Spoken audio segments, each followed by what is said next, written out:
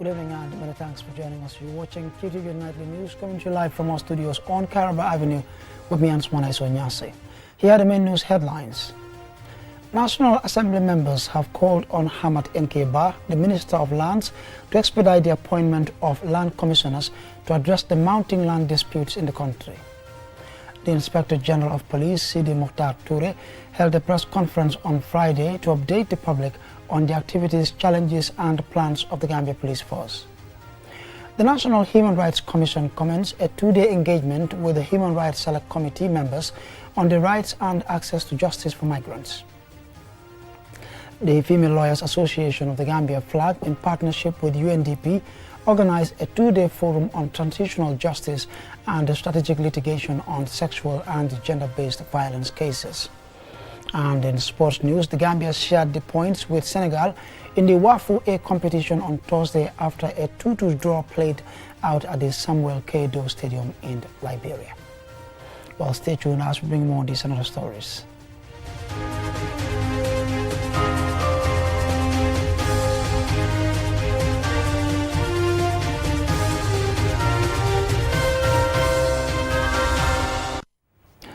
And we now take a look at the news in detail.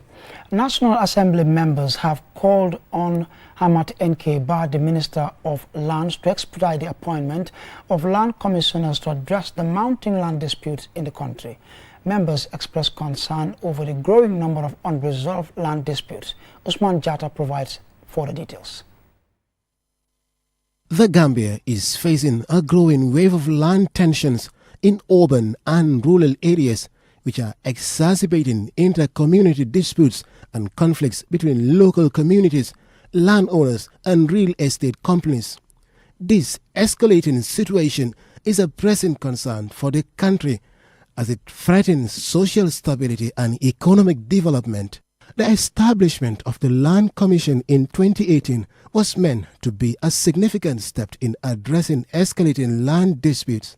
However, the expiration of its mandate in 2022 and the subsequent delay in appointing new commissioners has left a void in the country's efforts to resolve land disputes. Honorable Hassan Toure, the member for Bakau constituency, called on the Minister of Lands, Hamad Nkeba, to provide an update on the status of the pending appointments.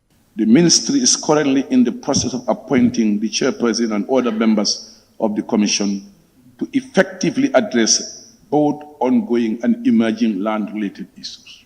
The Local Government Act of 2003 empowers district officials, locally called SAFOs, to administer land in accordance with customary law. As recently as 2023, NAMS approved the creation of new SAFOs in the West Coast region for the first time. Their creation was ratified by the National Assembly on the 21st of June 2023. However, the Lands Commission Act of 2007 established the formation of a Lands Commission and authorizes commissioners to investigate disputes on land ownership and occupation in the country. Such a commission was not established until 2018. Honorable Seni Jawara, member for Lower Salem, advocates the need to fast-track the appointment of the new land commissioners. Well, I have even gone to the Act, and I'm trying to get the chairman to preside over the next sitting of this before the identification of a proper chair to preside over this. As I said, it's a priority. It's affecting us. Even our appointments of people in the system, in the local government, were seriously affected. But efforts are on the way to get it done as soon as possible. The majority leader and member for Brikama North, Alaji Estabo, questioned Minister Ba on his ministry's operation since the expiry of the 2022 Lands Commission's mandate. In functioning effectively, I must admit, and that is why I found it as an important issue that must be addressed. Minister Ba was further tasked to explain his ministry's plan to address the operational cost of the commissioners, particularly their remuneration. Both the planning authority and all other bodies that makes that ministry work, I found some of them were very badly rewarded. And that has not given them a lot of encouragement to perform better. So we have made proposals to the Minister of Finance, and I have no doubt that this August body will approve it. The Land Commission is responsible for advising the Minister of Lands on policy matters related to land administration. This includes ensuring strict adherence to land policies, promoting transparency in land allocations, and overseeing the monitoring and registration of properties nationwide. Osman Chata, reporting for QTV News. Now, the Inspector General of Police, Sidi Mokhtar Toure, held a press conference on Friday to update the public on the activities, challenges and plans of the Gambia Police Force. Loliam Kamara has more. This press conference is an opportunity for the media to engage with the police command and receive updates on police operations and activities. IGP Toure highlighted key achievements by the police, including crime prevention, community policing, and internal reforms. He emphasized the importance of continuous dialogue with the media. Chief amongst these achievements are national validation of the Gambia Police Force Bill 2024. This is a landmark achievement because the current Police Act is obsolete, archaic, and it needs to be repealed. Robust patrols leading to significant reduction of major crimes. Major crimes reduced from 63 cases in the second quarter of 2023 to 46 cases in the second quarter of 2024. On the side of revenue, happy to report that we have generated revenue for Gambia government to the tune of $192,148,535 in just 8 months. The IGP gives an update on several cases, reiterating the GPF's dedication to ensuring justice and the rule of law amidst resource constraints. Fourth quarter of 2023, last year, rape, we had 15 cases. Same period, 2024, we have 11 cases. Murder, 2023 last year, we had 2 cases fourth quarter. Arson, 2023 2, 2024 3. Rash and negligent act causing death, 7 and 4. Robbery, 15 and 13. Burglary, 4 and 6. Cattle theft, 22 and 9. Defilement of a girl under the age of 18, 10. 2024 is 0. Economic crime, 1. The grand total, fourth quarter of last year, 67. Fourth quarter of this year, 50. Members of the media engaged the IGP on various issues, including police conduct and crime statistics, amongst other topics. This was IGP Toure's response. We have identified some capacity gaps, and that's why we are retraining Intake 21 and Intake 22 at the police training school and selected police stations to enhance their policing knowledge and skills for better service delivery. From the 1st of June to 31st August 2024, 165 officers were trained in gender skills audit, forensics, computer literacy, consumer protection, and ECOWAS staff officers course to prepare them for the demand of democratic policy. This quarterly press briefing is significant as it offers journalists and the public updates about the operations of the police in their role in the protection of life and property. For QTV News, Loli M. Kamara. Now, the National Human Rights Committee commenced a 2-day engagement with National Assembly Human Rights Select Committee members to discuss and familiarize themselves with their roles and responsibilities in relation to access to justice for migrants. Let me double this more. Access to justice for migrants is a fundamental right that migrants should be accorded, regardless of their nationality and reasons for their movement, as enshrined in international human rights law. Emmanuel Daniel Diouf, chairman of the National Human Rights Commission, explains the significance of having this engagement with the Select Committee on Human Rights. As legislators, you have the power to enact laws and regulations that will not only protect migrant workers, but also enhance their access to justice. Key to all this is ensuring that our legal and institutional frameworks are aligned with international standards, providing mechanisms for legal assistance, and protecting the rights of migrants against exploitation and unfair treatment. These select committee members are expected to play a pivotal role in translating the country's international instruments into actionable policies and legislation that can be effectively implemented at the national level. Honorable Madi Sise is the chairman of the National Assembly Committee on Human Rights and Constitutional Matters. I urge all of us to take these two-day interactions and ask as many questions as we can, and be very clear of all the presentations that will be done here, because they're all centered around human rights. And as a human rights committee, we should be championing issues of human rights in the National Assembly and in the nation at large. This engagement is funded by the Promise Project under the United Nations Human Rights Office and aims to strengthen the fight against migrant smuggling in Western Africa from a human rights-based approach. Linda Regigi is the representative from the Promise Project. This workshop is not just about building skills, it's a call to action. It's an opportunity for all of us, lawmakers, officials, and advocates, to collaborate and foster a more just and equitable environment for migrants. By engaging with each other and sharing our insights, we can create mechanisms that support the rights of migrants and promote a culture of respect and dignity. This two-day engagement is expected to enhance the Human Rights Select Committee members' understanding of issues affecting migrants, misconceptions around migration, especially the domestication of the international instruments, to enhance further protection of migrants in the country. For QTV News, I am Lamin Alai Fandindabu. And time now for the commercial break. We will be right back.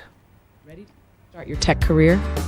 At IIHT Gambia Limited, we offer a variety of in-demand courses to equip you with essential skills for the tech industry.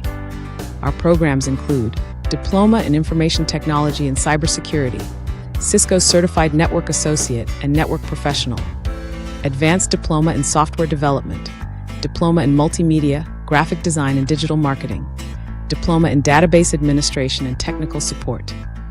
Whether you're starting your IT journey or looking to advance your career, our expert instructors and hands-on learning will prepare you for success. Don't wait. Enroll today and transform your future.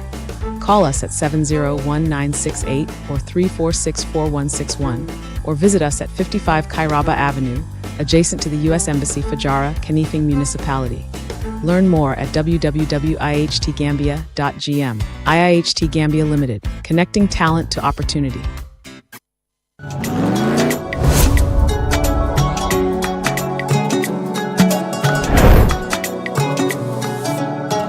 Welcome to the future of transportation in the Gambia.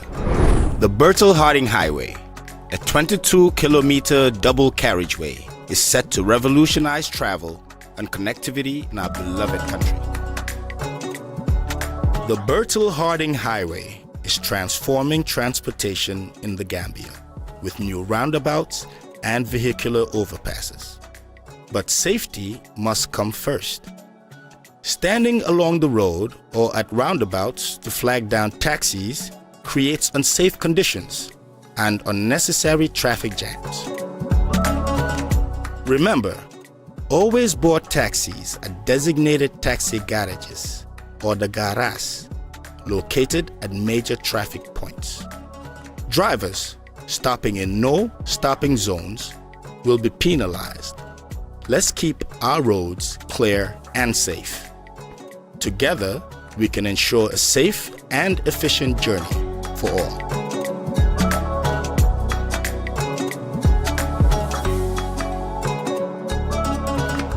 Q Money and Orange Money has just made money transfer easier. Now you can send money from Gambia to Senegal directly from your Q Money wallet. So what are you waiting for? Get your Q Money account now and start sending money to your friends and families through Orange Money in Senegal now.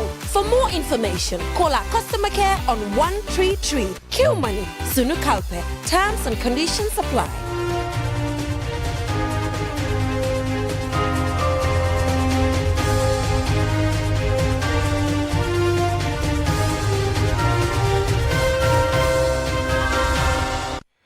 Welcome back. Following the break, be reminded you're watching QTV Nightly News coming to you live from our studios on Caraba Avenue with me, Ansmana Isonyasi. Now, a two-day forum on transitional justice and strategic litigation on sexual and gender-based violence cases was organized on Thursday by the Female Lawyers Association of the Gambia, FLAG, in partnership with UNDP. Lamin Alaji funding Dabo again. Sexual and gender-based violence is a serious problem in the Gambia. At the launch of the Gambia Says No More campaign, part of the Commonwealth Says No More campaign, in January 2024, data showed that, similar to the global prevalence rate, 1 in 3 women in the Gambia experience sexual or physical violence in their lifetime. The abuse remains largely unreported due to impunity, silence, stigma, and fear. Ananjai, president of FLAG, emphasized the importance of effective collaboration in addressing SGBV cases. For almost 2 decades, we have championed the rights of women and children, providing free legal aid, advocating for legislative reforms, and working tirelessly to eliminate gender-based violence and other forms of discrimination. Our work, however, would not be possible without the support of our partners. FLAG has been working with key partners including the UNDP in sexual and gender-based violence cases. Seni Sise is the head of governance at UNDP. This training is an integral component of the broader UNDP OHCHR post-TRRC project, which underscores our commitment to implementing the TRRC's recommendations. It is a testament to our shared vision of a future in which justice, accountability, and human rights are upheld for all citizens, particularly the most vulnerable among us. Rohia Tuka is the permanent secretary at the Ministry of Gender, Children, and Social Welfare. Share your experience and collaborate with one another. The knowledge and skills you gain here will not only benefit you as professionals, but will also have a lasting impact on the lives of SGB survivors who are seeking justice. Hussein Tomasi, the Solicitor General, explains some of the steps his ministry has taken to strengthen the interventions in the SGBV cases in the country. There will be a specialized unit in the Special Prosecutor's Office that will solely be responsible for the welfare of victims, including comprehensive psychosocial support. It is hoped that upon completion of this 2-day capacity building forum, participants including state councils and police prosecutors will be better equipped with the knowledge to effectively handle SGBV cases with sensitivity and expertise. For QTV News, I am Lamin Alai Fandindau. Now, the National Environment Agency handed over assorted cleaning materials to various security agencies and services to support the maintenance of cleanliness and environmental health in public spaces, including within the security services. It does not take much searching for one to realize that the Gambia struggles with keeping most public spaces clean and hygienic. This donation underscored the commitment of the NEA and its partners towards boosting national cleanliness campaigns, particularly as the security forces have played their part in cleaning exercises. The donated items include spades, wheelbarrows, packets of masks, gloves, and other cleaning supplies to assist the security sectors and agencies in maintaining a cleaner environment within their respective areas of operation. Boriman Sadiba, the program manager for environmental quality at the NEA, says this effort also aligns with the country's overall drive to try and ensure environmental sanitation, waste management, and a culture of cleanliness in both public and private spaces. We all know that from the inception of our cleansing exercises, the first goal is always made by the security forces. And I will not backtrack on this. This is the fact and will be the fact anytime, all times. So we thank the security forces.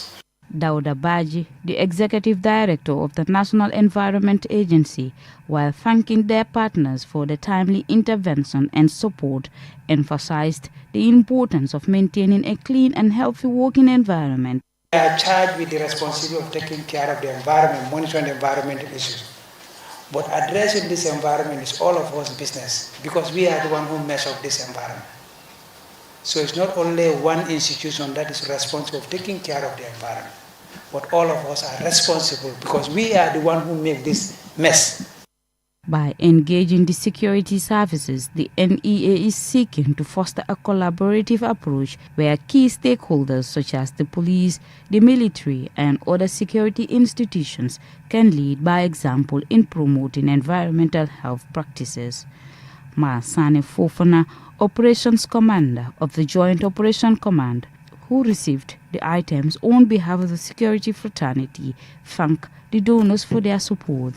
Giving us this through the Tourism Board and Brikama Area Council, I think we appreciate it very well.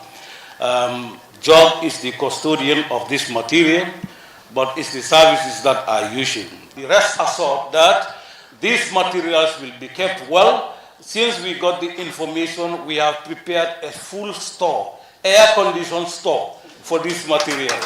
So they are safe. And we have also appointed someone who is going to be responsible for this material, which is the RSM of JOG. It's a military personnel. You take, you bring. If you don't bring, we go for it. The handing over ceremony at the NEA grounds was attended by senior government officials, staff of the NEA, and representatives from a cross-section of the security sector. For QTV News, Loliam Kamara. And now on to international news in a moment.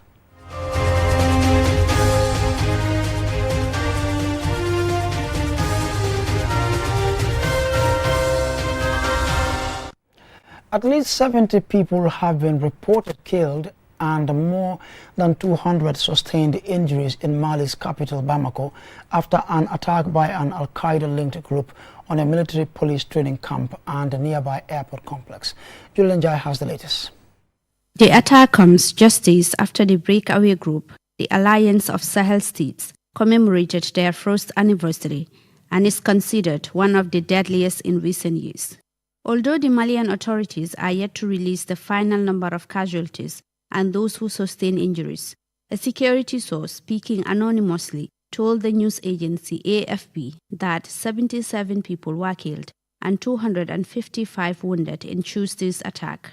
Even though attacks of this sort affiliated to Al-Qaeda and the Islamic State group are nothing new in Mali, the capital is normally spared. According to news outlet France 24, the jihadist group claimed that a few dozens of its fighters had killed and wounded hundreds from the opposing ranks, including members of the Russian paramilitary group Wagner.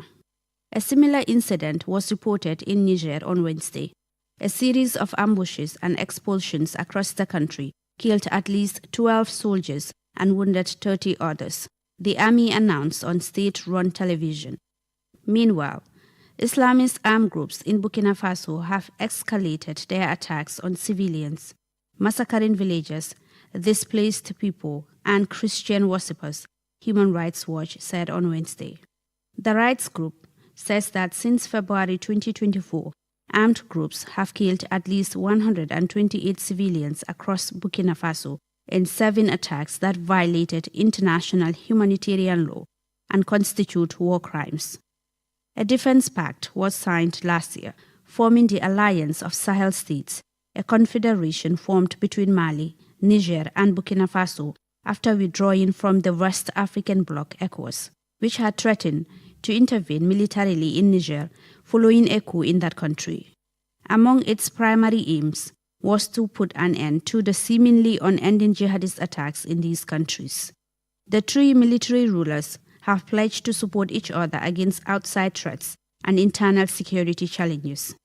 For now, it appears these states do not have what it takes militarily and economically to fight off the threat of violent extremism, even with the so-called Defense Pact, that was signed 1 year ago and celebrated with great fanfare at the beginning of this week. For QTV News, I am Julden Yai. And now on to sports news. In football.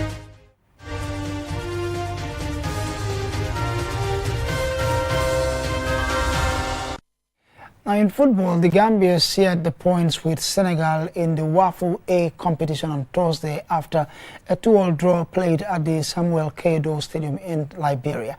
Mamadou Gajaga tells us more. Senegal moved on to 4 points in Group B after Thursday's 2-2 draw with the Gambia. Seh Tijan Cham gave Senegal the lead just before half-time. It took Lamin Silla just 7 minutes in the second half to level for the Gambia. Alassane Badji, who came in as a second-half substitute, scored a brilliant solo goal with a run after unsettling the Senegalese defence. He rounded the keeper before scoring. Senegal were the better team for a greater part of the game. They controlled possession better and recovered well when out of possession. The Gambia were constantly under pressure, conceding free kicks, corners, and nearly conceded a third goal with the scores at 2-2. The draw put Senegal on top of Group B with 4 points after winning 2-0 against Mali in their opener. Group B has 3 teams following Mauritania's withdrawal. The Gambia will now play Mali in their final group game on Saturday, where the winner will join Senegal to play the semi-finals. A draw will do for the Gambia, be on 2 points, while a draw will leave Mali with a single point, having lost their opener. The WAFU A Under-20 tournament runs from September the 15th to the 30th, 2024. With the 2 finalists earning a place in the 2025 Total Energies Under-20 Africa Cup of Nations.